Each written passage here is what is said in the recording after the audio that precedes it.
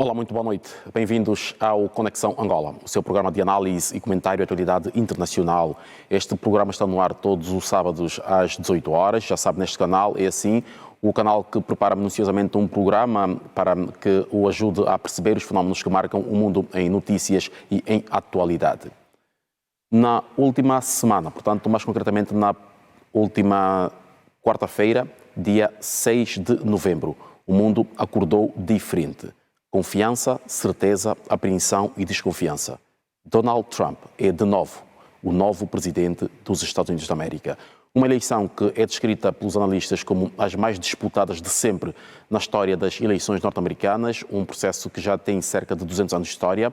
Entretanto, este ano, como nunca antes visto, viu-se uma batalha onde quase que esteve a valer tudo. Donald Trump teve como oponente Kamala Harris, a atual vice-presidente dos Estados Unidos, uma vice-presidente que chegou a candidata do Partido Democrata sem o tradicional percurso que se exige a um candidato. Kamala Harris viu-se nomeada para concorrer às eleições de 5 de novembro, sem ter passado pelas habituais primárias no partido, onde não teve concorrência, onde não teve espaço sequer para mostrar ao que ia e foi de repente apresentada como a candidata que tinha a missão de vencer ou mesmo derrotar Donald Trump, um político que não é tradicional da política, um homem que viveu toda uma vida no mundo dos negócios, do alto negócio, e que de repente num dia acordou e decidiu que queria ser o presidente dos Estados Unidos da América. Em 2016 tentou pela primeira vez e conseguiu. Em 2020 tentou a reeleição, mas não foi possível. Joe Biden, durante o início deste ano, disse que era o único homem capaz de vencer Donald Trump. Mas Trump e a sua equipa usaram de técnicas muito próprias para dissuadir o seu oponente. Biden é um veterano político norte-americano e que carrega consigo algum carisma, e isto mesmo fazia prever que fosse capaz de vencer Donald Trump. Mas cedendo à chantagem emocional e pressão da equipa de Donald Trump, que chegou a afetar a confiança do Partido Democrata, muito rapidamente, depois de um primeiro debate televisivo, Biden foi colocado fora de jogo. E nisto emerge Kamala Harris. Trump foi melhor, venceu, e venceu de forma confortável, sem margem para qualquer dúvida. E o Trump promete agora mudar o mundo. Vamos começar então a Conexão Angola na edição de hoje, olhando para aquilo que é a realidade que o mundo viveu na semana que está agora em análise, com os nossos habituais comentadores, que hoje fazem-se aos estúdios da TPA Notícias. Wellington Calazans também a partir dos estúdios da TPA Notícias aqui em Luanda, pela primeira vez para a Conexão Angola a falar a partir dos estúdios e não a conexão habitual a partir de Estocolmo, na Suécia. Wellington, muito boa noite, bem-vindo à TPA, bem-vindo à Conexão Angola e que estejas em casa aqui na TPA. Boa noite, David Temudo. Boa noite, professor Almeida. E a você assistindo a Conexão Angola. É um prazer estar aqui falando a partir dos estúdios do programa. Mas vamos começar então o programa com o professor Almeida e também com o Wellington Calazans. Wellington, é por si que começo. Temos então esta grata confirmação, não sei se podemos chamar de surpresa, mas é Donald Trump, o novo presidente dos Estados Unidos. Donald Trump venceu, David. Devemos recordar, o público aqui do programa recorda que eu falava que toda aquela perseguição na justiça com o nome dele, ausente do poder, seria um grande diferencial para ele na condição de candidato quando o período eleitoral fosse iniciado. Donald Trump perdeu as eleições para Joe Biden, mas durante todo o mandato de Joe Biden, o nome de Donald Trump ventilou nos noticiários. Para piorar a situação dos democratas, Joe Biden apresentou um desempenho que também era prenúncio nosso aqui no programa, abaixo da crítica. E por isso foi substituído pela vice-presidente Kamala Harris, que concorreu com Donald Trump.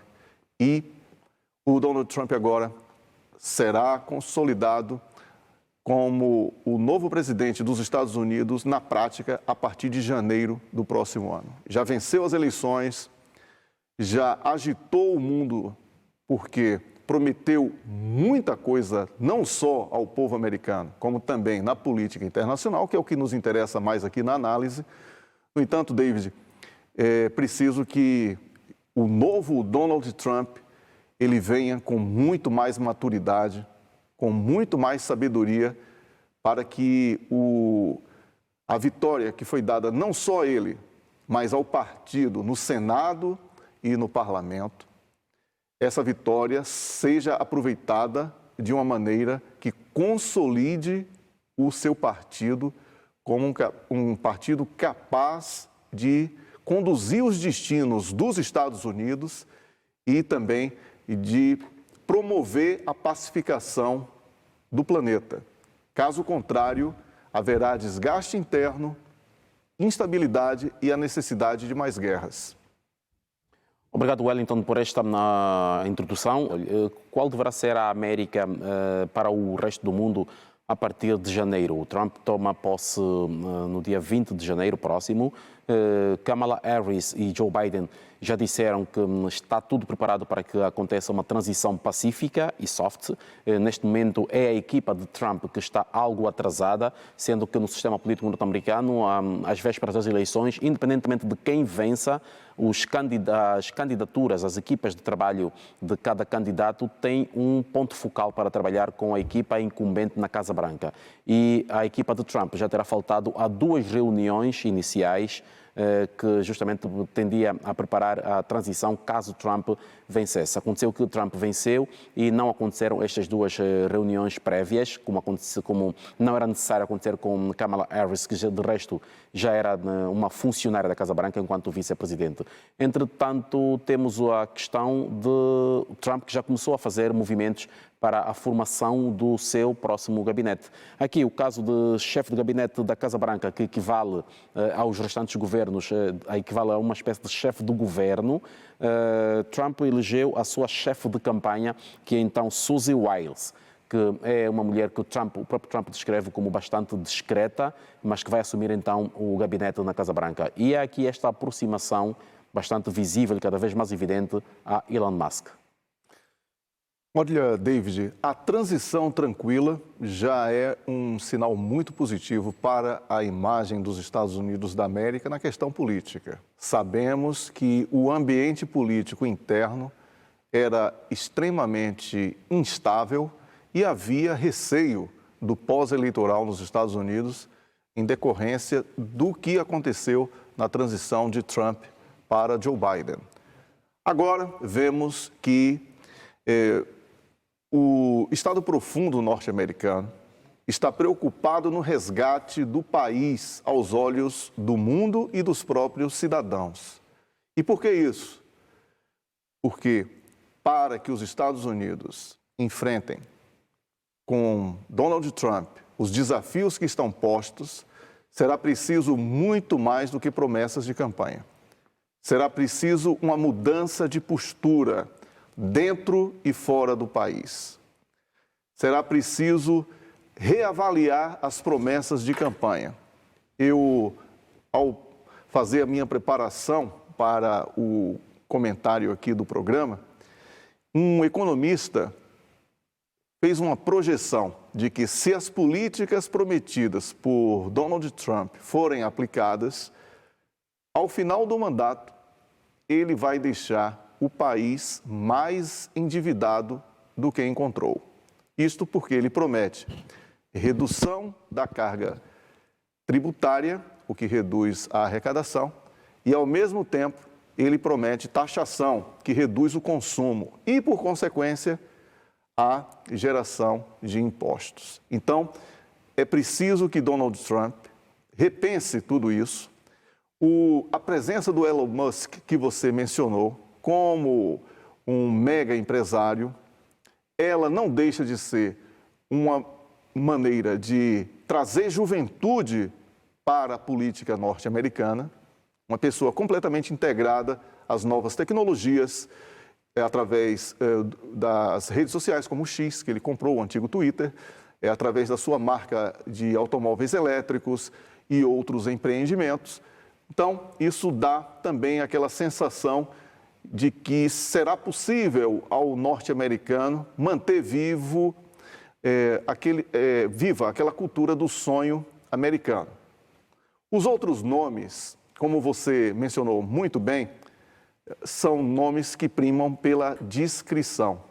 Isso significa que Donald Trump não vai querer dividir o protagonismo com muitos atores do seu governo.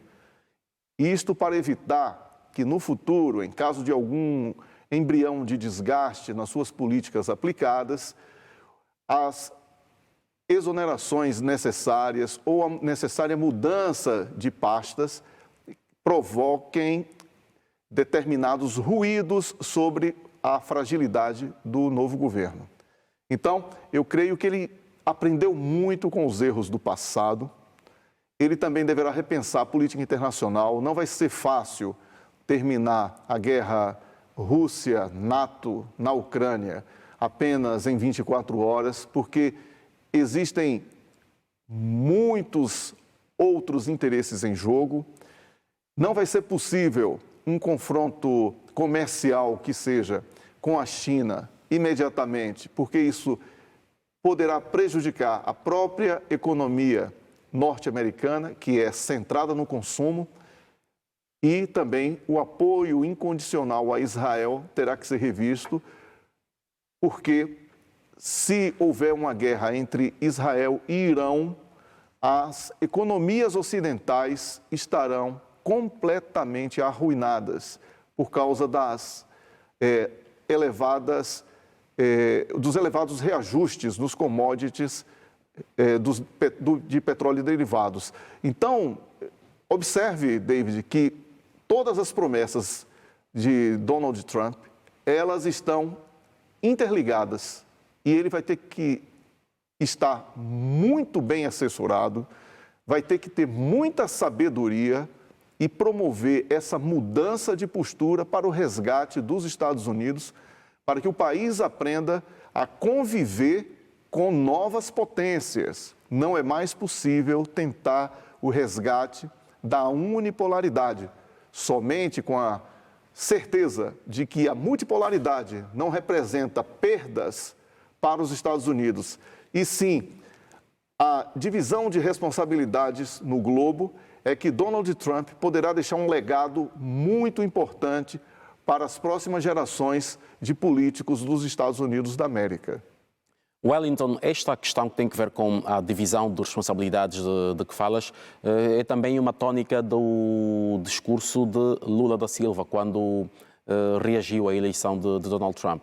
Portanto, os Estados Unidos da América têm um compromisso para com o Brasil por conta da preservação da floresta amazónica e também hoje, portanto, ontem, sexta-feira, a China também diz esperar que Donald Trump mantenha o compromisso dos Estados Unidos para com a preservação do planeta. Isto à margem, por exemplo, da COP que está a acontecer no Azerbaijão, onde pouco se fala da posição norte-americana. John Kerry está quase que desaparecido nesta fase, que era a face mais visível da posição norte-americana quanto a estes assuntos, e é nesta divisão de responsabilidades que Donald Trump, durante muito tempo, no seu primeiro mandato, se furtou a assumir esta parte. Como é que se deverá comportar a partir de janeiro de 2025?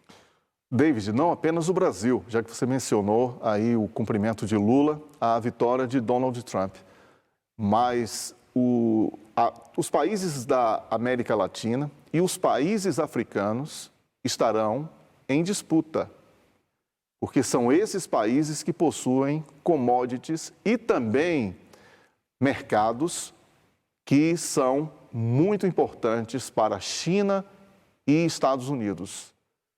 O principal comprador dos produtos brasileiros e também de insumos é a China hoje. Então, a China é muito importante para o Brasil. Lula vai ter que saber promover esse equilíbrio entre ter uma boa relação com os Estados Unidos e também uma boa relação com os chineses. E não para por aí. O agronegócio brasileiro, que é um dos principais motores da economia do Brasil, depende do fertilizante russo.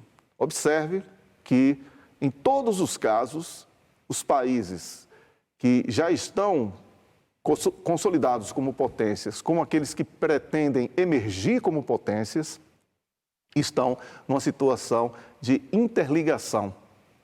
E por isso, vejo, por exemplo, Angola. Angola vai ficar ainda mais importante. Numa análise muito fria, hoje, Angola depende menos dos Estados Unidos do que os Estados Unidos de Angola. Por quê? Porque Angola é um país, do ponto de vista do xadrez da geopolítica, estratégico, pelos commodities que possui, pela população que possui, que é grande, pela liderança regional que exerce e pela estabilidade política que consegue manter desde a conquista da paz em 2002.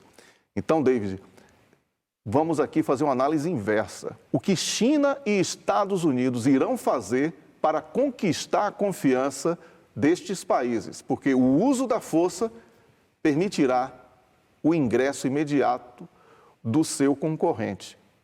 Eu acredito que a vitória de Trump, por mais paradoxal que seja, ela poderá ser o embrião para um ambiente de paz e uma tentativa, talvez a última, de resgate da diplomacia como a verdadeira arma das relações internacionais. Obrigado, Wellington. Wellington voltou a si, olhando agora mais uma vez para a política interna norte-americana e aquilo que ela vai representar ou como se vai relacionar com o resto do mundo. Mike Pompeo, antigo diretor da CIA, é indicado como o próximo secretário de defesa de Donald Trump.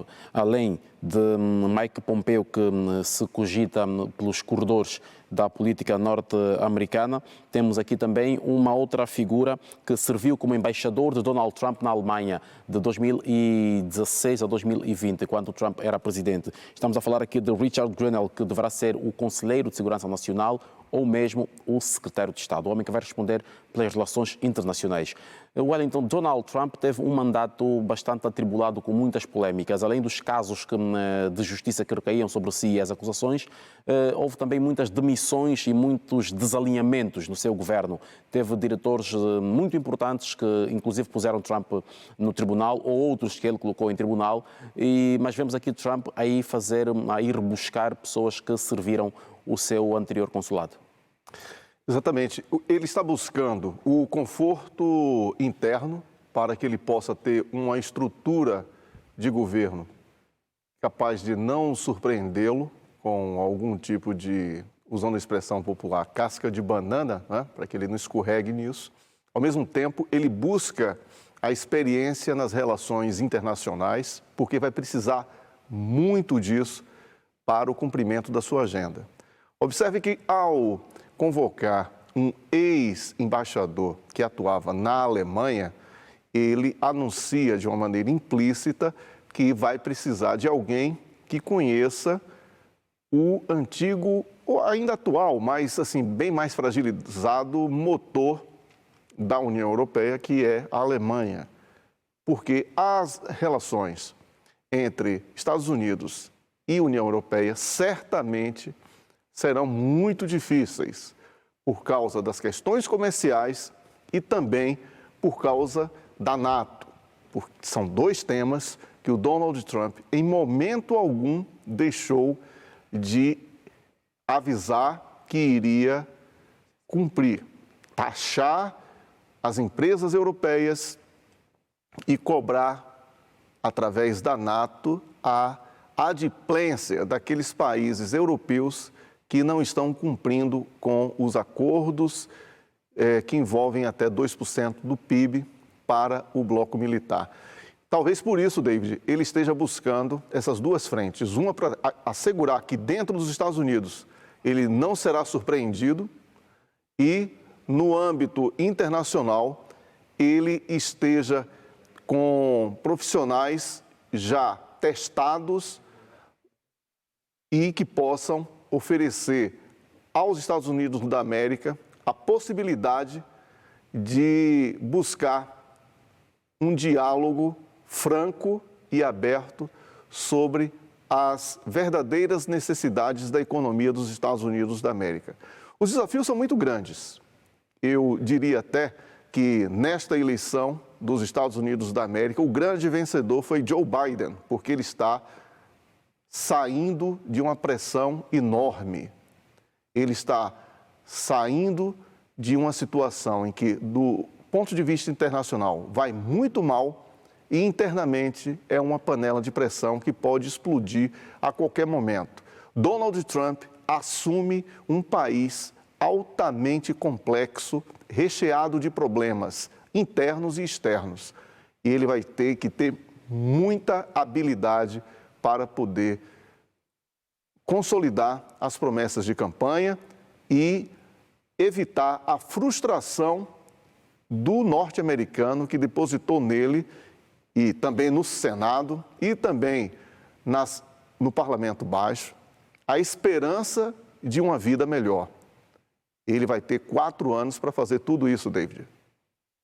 Wellington, uma das promessas de campanha de Donald Trump, que já voltou a asseverar quando fez o discurso de vitória, é a questão do repatriamento massivo de imigrantes ilegais. Estima-se que atualmente os Estados Unidos da América tenham 11 milhões de ilegais.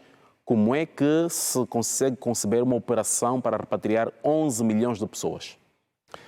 Aí ele vai produzir um problema nas relações internacionais com diferentes países e ele vai produzir também um problema interno, porque muitos destes imigrantes que são considerados ilegais, eles já, de alguma maneira, criaram raízes através de constituição de família dentro dos Estados Unidos e outras situações. Inclusive, David, a mão de obra extremamente barata que poderia concorrer com os manufaturados chineses, né, para a revitalização da produção industrial norte-americana, estaria na presença desses imigrantes. Não apenas do norte-americano, não é, que é uma mão de obra cara e que também é um dos fatores que motivaram o êxodo das indústrias norte-americanas para a Ásia ao longo das últimas décadas.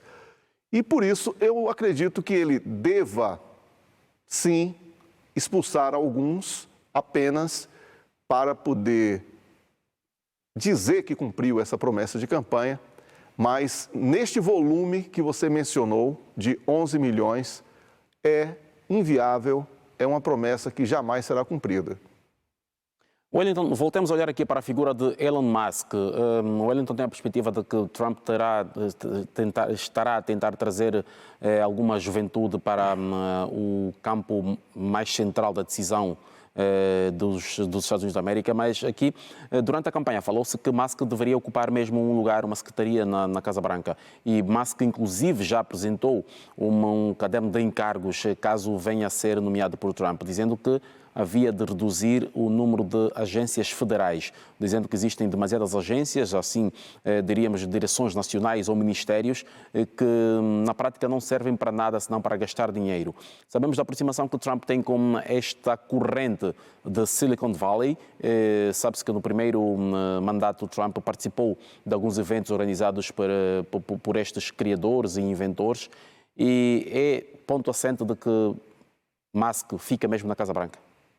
Olha, eu vejo com algum ceticismo esta visão sobre o Estado, porque o sucesso de Elon Musk não é êxito individual dele, não é meritocracia. Ele conquistou o que conquistou graças ao apoio do Estado norte-americano. Negar isso é desconhecer a trajetória dele enquanto empresário. Por isso, se ele é um anarcocapitalista, ele não deveria estar dentro do Estado. Ele deveria provar, através da iniciativa privada, sem o apoio do Estado, que ele seria capaz de acumular a fortuna que acumulou. Então, David, Elon Musk não é sozinho nesta disputa de poder e de protagonismo empresarial na sociedade norte-americana. Eu não vejo também que ele perca a capacidade de se apresentar ao mundo como uma nova possibilidade de fazer política nos Estados Unidos, queimando cartuchos com caças frágeis.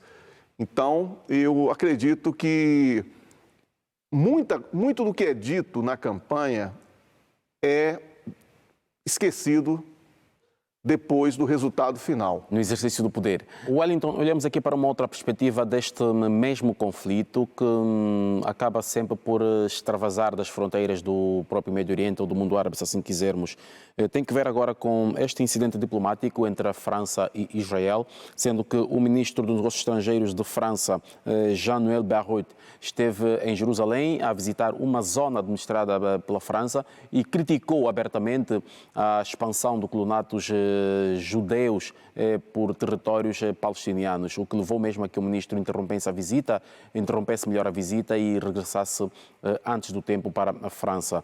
Este é um caso. O outro teve que ver com a semana de jogo da Liga dos Campeões e Liga Europa, em que a equipa israelita que foi jogar à Holanda disse-se alvo de bullying, alvo de ataques antissemitas e uma situação que gerou também outro incidente diplomático cujo primeiro-ministro da Holanda, hoje mesmo, na reunião do Conselho Europeu, já lamentou o incidente e quer ver o caso esclarecido para que seja ultrapassado.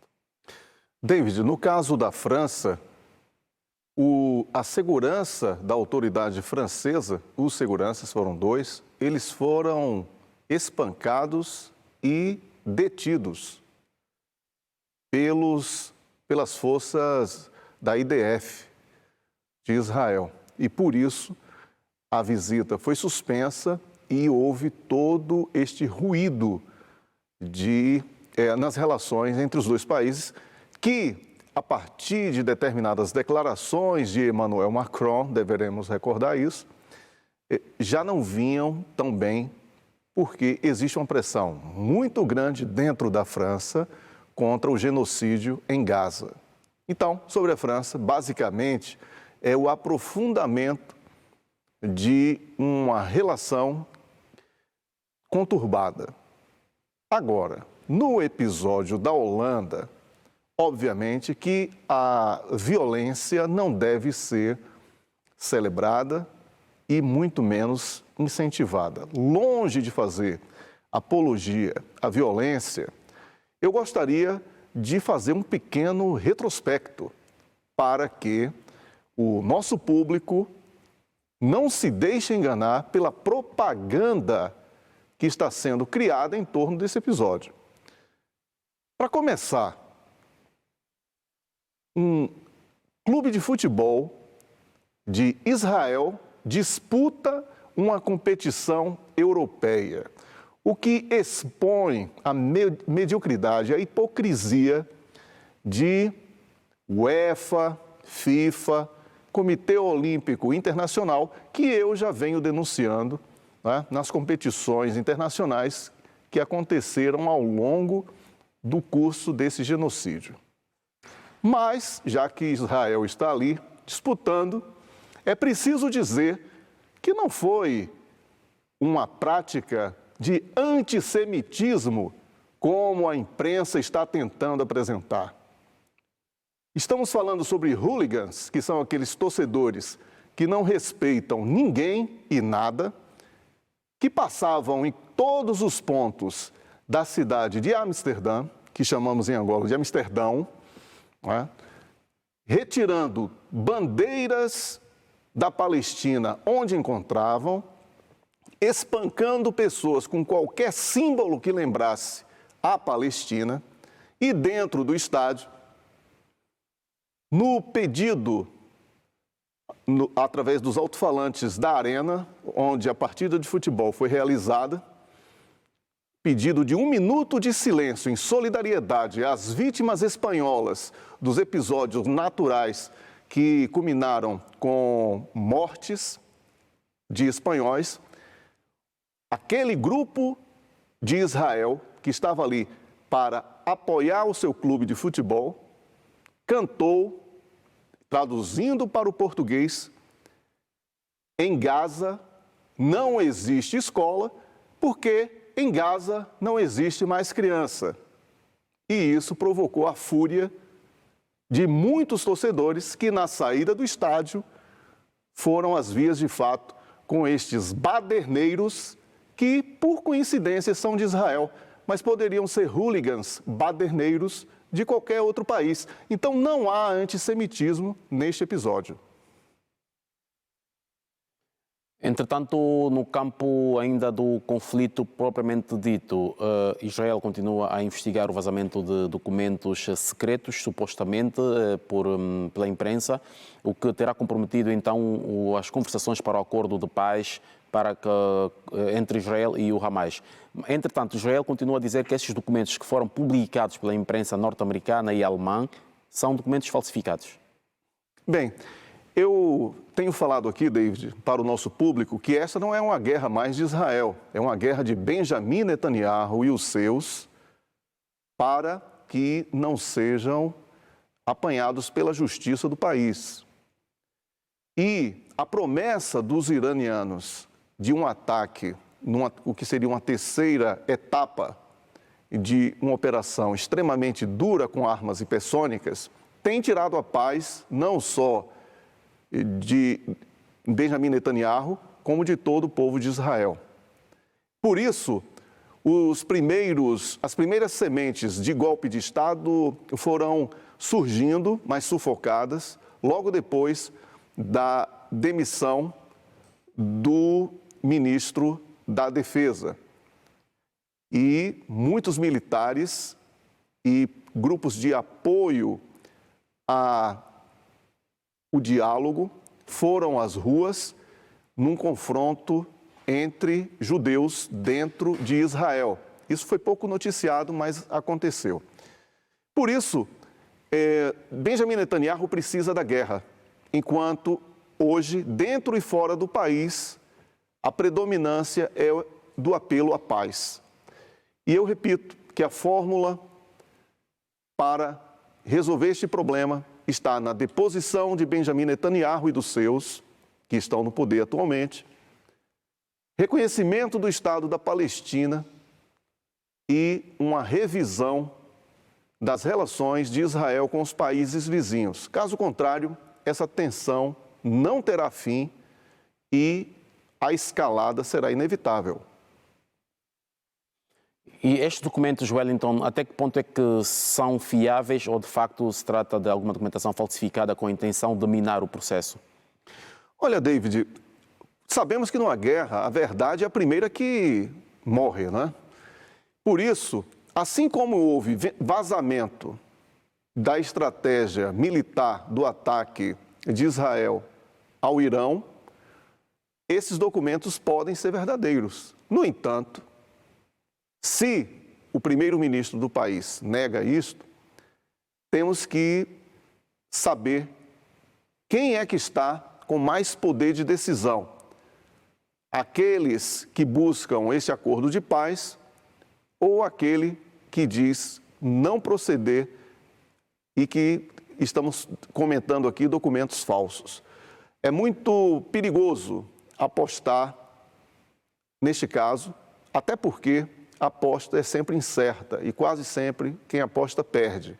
Por isso, eu prefiro a cautela de esperar mais alguns dias para saber o que será Benjamin Netanyahu quando houver a definição tanto do Irão sobre novos ataques, como do presidente eleito dos Estados Unidos da América, Donald Trump, qual o tratamento que ele dará à região, já que Israel depende diretamente desse apoio dos Estados Unidos da América. Vamos então olhar para um outro assunto. Wellington, este passo que a Rússia dá acontece num momento também em que a própria Europa tenta também reposicionar-se. A situação do problema económico na Europa é acentuado, desde logo a crise económica que degenerou em crise política na Alemanha e agora este Conselho Europeu que decorre em Baku, o Conselho Europeu que está a decorrer este fim de semana, sem que está correto, em que os europeus, mais do que olhar para a situação económica que foi o motivo desta reunião, também começam agora a falar da questão da segurança. É já uma reação ao retorno de Trump à Casa Branca? Também, David, porque como falamos quando comentávamos o tema dos Estados Unidos da América, a Europa sabe que pode precisar buscar outros atores para poder ganhar condição de reagir às perdas que foram impostas pela estratégia malfadada de invasão ou de agressão à Rússia através do uso da Ucrânia como agente de provocação. E todas as sanções que foram aplicadas deram como resultado negativo uma Europa extremamente debilitada. Por isso, a Europa enxerga os movimentos globais hoje como muito importantes para que ela possa se posicionar. Quando falamos há pouco aqui com o professor Almeida sobre a busca da consolidação da parceria com países africanos da Rússia, você observa que no mesmo caminho, mas com uma estratégia um pouco diferente, os europeus estão buscando, através do contato direto, parcerias bilaterais, um número cada vez maior de países europeus buscando países africanos. Ou seja, como falamos também aqui no início do programa, América Latina e países africanos passam a ser procurados pelas potências, porque com a impossibilidade do unilateralismo se manter com uma até concorrência entre Estados Unidos e Europa, a consequência natural vai ser a busca daqueles países vistos até muito pouco tempo apenas como terreno de exploração.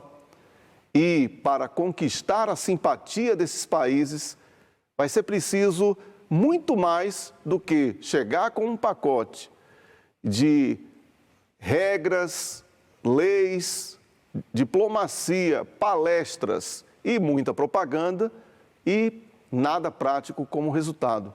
Então, os europeus largam muito depois dos chineses e até mesmo muito depois dos próprios russos. Observe, David, que o ano passado, neste mesmo período, a Rússia já havia promovido um grande fórum que agora se repete com os países africanos durante esse fim de semana. Wellington, uma olhada agora para o 5º Conselho Europeu que decorre em Budapeste, assim que está correto, sobre os desígnios da competitividade, onde se chega à conclusão de que a Europa não está preparada militarmente para enfrentar uma guerra ou uma invasão. Isso também já é tema recorrente aqui no programa, porque a doação dos seus estoques, dos estoques europeus à Ucrânia, acabaria culminando com este esvaziamento. Para além disso, o enfraquecimento das economias, este enfraquecimento impõe o quê? Atraso na pesquisa científica aplicada à indústria de defesa e, consequentemente, uma discrepância entre a tecnologia disponível na Europa e a tecnologia dominada por outros países. Então, David, os desafios da Europa são muito grandes. Eu, como vivo na Europa, no norte da Europa, que é considerado a área mais rica da Europa, vejo já sinais de que a insatisfação das sociedades, dos países nórdicos em especial, Suécia, Noruega, Dinamarca, Finlândia, Islândia, essa insatisfação ela começa a aflorar, porque o nível da qualidade de vida começa a ser ameaçado, e isso é o que ninguém ali quer. Por isso, essa ginástica dos governantes europeus para resgatar não só a economia do continente, mas também a capacidade de defesa, já é também um prenúncio dos riscos da NATO como um bloco unido. porque eu sempre avisei, não confundam crescimento da NATO com inchaço da NATO. Porque se Donald Trump praticar o que ele prometeu na campanha, dificilmente esse bloco vai se manter forte. Wellington Calazans, o seu ponto positivo ou negativo da semana? Eu destaco o positivo, a transição de poder nos Estados Unidos, que parece que vai ser tranquila, de acordo com o que foi dito pelo atual presidente, que é cessante, Joe Biden, e também porque Donald Trump, como vencedor, não teria nenhuma razão para promover qualquer tipo de onda negativa dentro do país. O negativo, David, rapidamente, é que uma situação na Holanda ganha muito mais protagonismo por ter israelitas como supostas vítimas, mas que provocaram aquilo, quando crianças, mulheres e idosos continuam morrendo à fome na Palestina e também muitos civis são atacados no Líbano. Obrigado, Wellington. Quero agradecer a ambos, Wellington Calazans e professor Almeida Henriques, hoje, a partir aqui dos estúdios da ATP Notícias, de onde fizemos então este programa Conexão Angola. Mais um. Aos dois, muito boa noite e obrigado pela presença e, sobretudo, pelos comentários. Obrigado, boa noite e até a próxima oportunidade.